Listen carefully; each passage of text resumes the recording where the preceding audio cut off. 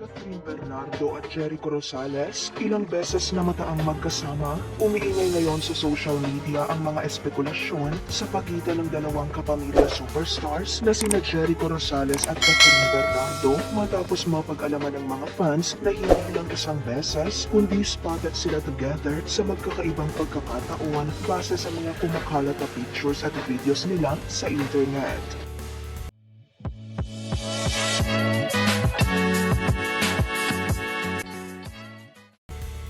Hindi maiwasang mabigyang mali siya ang pagsasama ng dalawa dahil alam naman ng madla na pareho silang biggest stars sa showbiz at lalo na raw ngayon na pareho na silang single.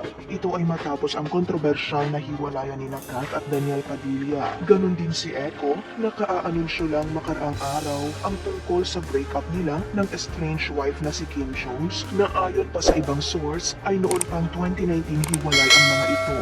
Dahil dito mas umingay ang pagnanais ng mga fans na sana raw ay sila na lang ang magkatuluyan in the future dahil bagay na bagay umano sila. Hirit pa ng ilang netizen na age doesn't matter naman umano lalo na sa industriyang ginagalawan nila. Hindi naman kaila sa iilan na 44 years old na ngayon si Echo habang si Catherine naman ay 27 years old kaya't mayroon silang 17-year age gap. Nagsimula ang usaping ito dahil sa ibinahaging mga larawan sa Facebook ng isang netizen kung saan kasama niya rito sina Echo at Catherine sa running track ng Marikina Sports Complex. Ayon sa caption ng netizen, post ko na din sa wall ko para may remembrance. Kasabay lang namin mag-jogging sila Catherine Bernardo and Jericho Rosales. Huwag nang mag-showbiz question kasi di ko din alam ang sagot. Eddie, may iba silang kasama. Si John Manalo pala. Sorry na. Makikitang inedit nito ang caption para mabigyang klaro na may iba silang kasama at ito ang pamangkin ni Jericho na si John Manalo. Close friend din ito ni Catherine since going Bulilit days dahil kabatch niya ito. Marami ang nakapansin na makalipas ang breakup nila ni Daniel ay nawala ang stress sa mukha ni Catherine dahil mas naging masayahin daw ito at mas naging maalaga sa katawan. Madalas na rin itong makitang kasama ang kanyang mga kaibigan at talaga namang ine-enjoy ang single life. Pero tanong ng marami,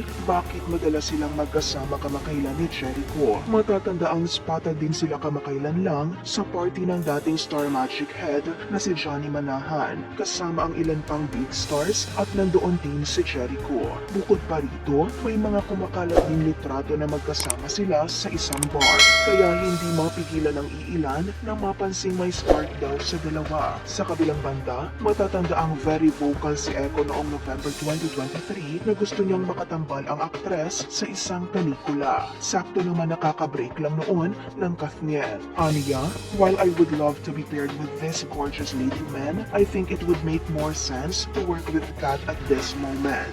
Sa isang interview, muli nitong ipinahayag ang kagustuhan niya na makapareho si Catherine at sinabi pa nito na naunahan lang daw siya ni Alden Richards noon na siyang leading man ng aktres sa pelikula na Hello Love Goodbye. Aniya, naunahan na nga ako ni Alden it's all a matter of time to be honest with you until we work on a movie. Matatanda ang nagbigay rin ng response noon si Catherine at sinabi nitong, wow, thank you. And of course, pag nanggaling yun sa isang Mr. Jericho Rosales, nakaka-flatter. Bagay nga ba? Ano sa tingin mo ang magandang tema ng pelikula na babagay sa kanila?